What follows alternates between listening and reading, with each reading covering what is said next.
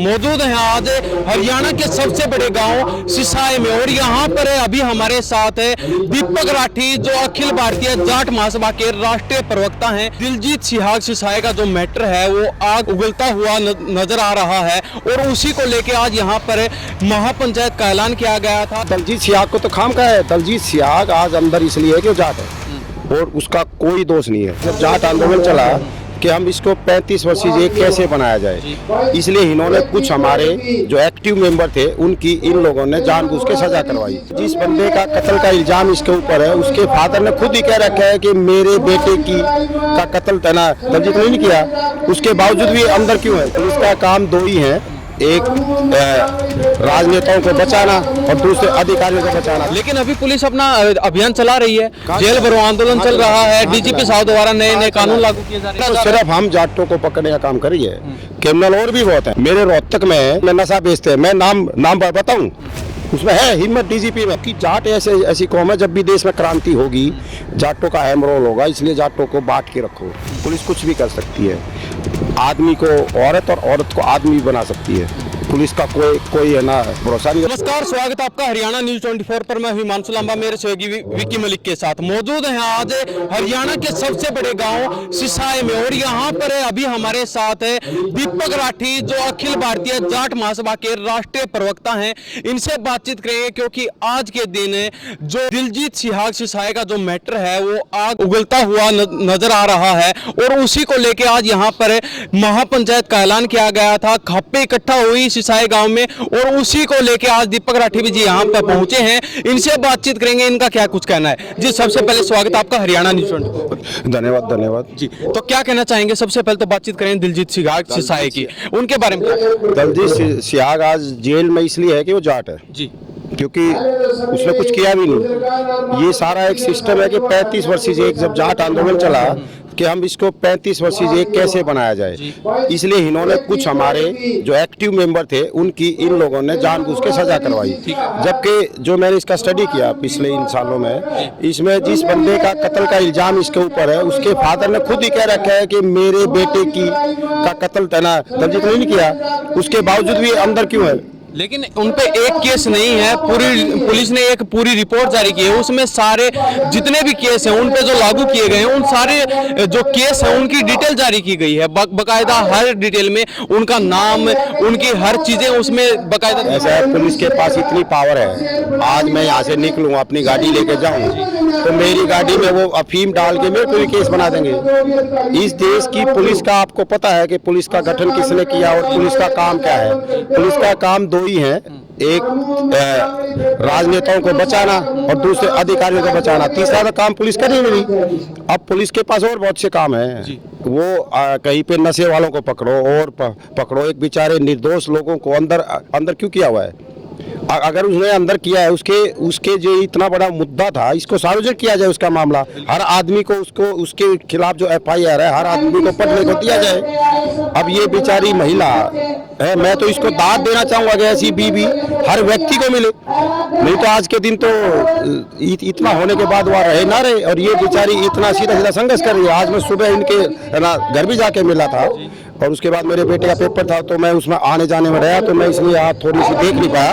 लेकिन मैं तन मन धन से दिलजीत सिसाई के साथ हूँ और हमारा जितना सामर्थ्य होगा, जो भी पंचायत फैसला करेंगे, एक बार गांव से फैसला निकल जाए कि गांव वाले क्या करते हैं, क्योंकि गांव पहले गांव राम होता है। तो यहाँ जाके हम अननेसेसरी कोई बात करना नहीं चाहते, क्योंकि हम नहीं चाहते कि कोई बात ऐसी कही जाए जो दिलजीत की आगे की उसकी है ना रिहाई के लिए दिक्कत में आए। ये लेकिन अभी आपने बात की, जैसे आप कह रहे हैं कि पुलिस नशे तस्करों को पकड़े और भी काफी चीजें देखी जा रही है समाज में, उन लोगों को पकड़े। लेकिन अभी पुलिस अपना अभियान चला रही है, जेल भरो आंदोलन चल रहा है, डीजीपी साहब द्वारा नए कानून लागू किए जा रहे हैं। कहाँ चला रही है? नशे पे कोई काम नहीं हो रहा, बड़े बदमाशों को पकड़ा जा रहा है। सिर्फ हम जाटों को पकड़ने का काम करी है, क्रिमिनल और भी बहुत हैं। डीजीपी साहब द्वारा बड़े पुलिस वालों पर सख्ताई बरती जा रही है, उनको कहा जा रहा है कि सख्त निर्देश दिए जा रहे हैं कि आप गैंगस्टरों को पकड़ो, गैंगस्टर जितने भी हैं उन सभी को जेल में डालो। गैंगस्टर के नाम डीजीपी पकड़ेगा। मेरे रोहतक में नशा बेचते हैं, मैं नाम बताऊं, उसमें है हिम्मत डीजीपी में। बोला थार गाड़ी वाले सब बदमाश हैं, बुलेट वाले बदमाश हैं। अमित शाह भी बुलेट है ना घूमा था, वो भी है ना बकवास। और आपके चैनल के माध्यम से चैलेंज है मेरा, लाओ मैं नाम बताऊंगा और नहीं नाम नहीं बताऊंगा। वो मेरे बंदों की, मेरे साथियों की सुरक्षा करे, वहां से नशा खरीद के दिखाएंगे, वो पैसा वो दे, एसपी दे रोहतक का, और वहां से लाए वो। ये तो दलजीत सियाग को तो खाम का है। दलजीत सियाग आज अंदर इसलिए है कि वो जाट है और उसका कोई दोष नहीं है। लेकिन अकेला दलजीत सियाग भी अंदर नहीं है, और भी उनके साथी भी है, और भी सारे इसी गांव का एक और भी है, और बहुत से हैं। अभी बहुत से केस है ना लड़ रहे हैं। अब आप ये देखो ना, हरियाणा में जैसे ये हमें जाट सेवा संघ बनाया, जाट सेवा संघ बनाया यशपाल मलिक ने। यशपाल आरक्षण के नाम पे हमारे कितने लोगों को अंदर किया और वो पैसे खा के भाग गया। अरे गधे के बच्चों, जाट सेवा संघ बनाने की क्या दिक्कत है? हमारी जाट जो संस्था है वो तो जर्जर हो रही है, वहीं पे बना लो तुम। नया जाट सेवा संघ बनाने का तुक है। वो सिर्फ ये है कि संघ का ये काम है कि हमारी जाट संस्था को बर्बाद किया जाए। क्योंकि रोहतक की संस्था में मेरा पिताजी पढ़े, मैं पढ़ा, अब मेरा बेटा वहीं से पढ़ रहा है, और आने वाले और है ना पढ़ेंगे, और हर जाति का पढ़ रहा है। क्योंकि जाट संस्था का हमारी वहाँ भावना रूप से जुड़ाव है। उन्होंने बना दिया छोटूराम धाम। अरे हमारी समाधि तो जाट स्कूल में है छोटूराम जी की, वहाँ पे बनाओ तुम। सही बात है। ये तो सिर्फ जाटों को, क्योंकि जाट ऐसी कौम है, जब भी देश में क्रांति होगी जाटों का अहम रोल होगा, इसलिए जाटों को बांट के रखो। इसमें दलजीत सिसाई जैसे जो यहाँ हिसार का मुहिम चला रहे थे, हिसार में एक्टिव थे, इन लोगों को अंदर कर दिया। अब वो बेचारी एक महिला, और शायद मुझे पता चला उसके पिताजी भी नहीं है, आज ही मैंने जाके पता किया, तो वो एक महिला इतना संघर्ष कर रही है, मैं तो उसको दाद देता हूँ। लेकिन आज आप सिसाई गांव में मौजूद हुए हैं, आज क्या कुछ रणनीति बनाई है आगे की, क्या कुछ प्लान? अभी रणनीति तो गांव वाले बताएंगे एक बार, उसके बाद की जो रणनीति है हमें है ना पता चल जाएगा। उसके बाद हम तो थोड़े से बाहर के हो गए, क्योंकि जब तक गाँव का फैसला ना आए ना, जब तक हमारा बोलना ठीक नहीं है। क्योंकि गांव एक बार मीटिंग कर ले, उसके बाद गांव फैसला कर ले। हम तो यहाँ साथ देने आए हैं, तन मन धन से, जैसे भी हैं हम है ना बिल्कुल साथ हैं। अभी जैसे हम भाषण सुन रहे थे तो काफी वक्ता कह रहे थे कि उन पर झूठे आरोप लगाए गए हैं, झूठे केस लगाए गए हैं, उनको हटाना चाहिए। क्या आपको लगता है उन पर सच में झूठे केस? हाँ, झूठे केस हैं। आप कैसे कह सकते हैं? जब उसके पिता, उसके जिसका कत्ल हुआ वो गुज्जर का, उसके पिताजी ने एफिडेविट दे दिया कोर्ट में, क्या वो एफिडेविट झूठा है? पूरी लिस्ट बनाई गई है पुलिस द्वारा। पुलिस कुछ भी बना देगी यार। नहीं, ऐसे कैसे बना सकती है पुलिस? पुलिस का भी रवैया है अपना काम करने का। पुलिस कुछ भी कर सकती है, आदमी को औरत और औरत को आदमी भी बना सकती है। पुलिस का कोई है ना भरोसा नहीं। और वो केस है, बाकी वो सारा मामला देख भी लेंगे, दोबारा से वकील साहब से ले लेंगे। अभी कुछ दिन पहले हांसी में दिलजीत सिसाई को बेड़ियों में बांध के मार्केट में घुमाया गया है, तो उसको किस नजरिए से देखते हैं आप? वो एक वाहियातपना है इस देश में। इस देश में लॉरेंस बिश्नोई जैसे हम अंदर से कत्ल करवा देते हैं, उनको भी नहीं है ना घुमाया गया। इसका तो कोई मामला ही नहीं है, इसने तो कत्ल किया ही नहीं, उस वक्त ये वहाँ था ही नहीं, और उसको मार दिया है और इस पे लगा दिया इल्ज़ाम। ये तो सिर्फ और सिर्फ गुज्जर को दिखाया, क्योंकि गुज्जर हमारे खिलाफ इन लोगों ने किया हुआ है। नहीं तो हम अजगर थे, अहीर, जाट, गुज्जर और राजपूत। ठीक है। वहाँ से जाटों को अलग करके उनको सबको इकट्ठा कर रखा है। आप जहाँ नारनौल से हैं, वहाँ यादवों का क्या हो गया? यादवों के पे मुझे तो दया आती है। वहाँ जो फैक्ट्रियाँ खुल रही है उसमें कहाँ है हरियाणा का यादव, और हरियाणा का गुज्जर ले वहाँ पे रोजगार। मतलब इस सरकार का काम ये है, क्योंकि संघ की है, इसकी जो निक्कर है वो इटली की बनी हुई है, मुसोलिनी की जो निक्कर, अब वो पैंट ले आए जब बाद में हुआ। तो इनका काम है कि समाज में फूट डालना, समाज का नाश करना। आज आप इस गांव में मौजूद हुए हैं, आगे की क्या कुछ रणनीति है? क्या आप दिलजीत सिसाई के लिए हर कदम खड़े हैं? हाँ बिल्कुल खड़ा हूँ, इसलिए तो यहाँ आया हूँ।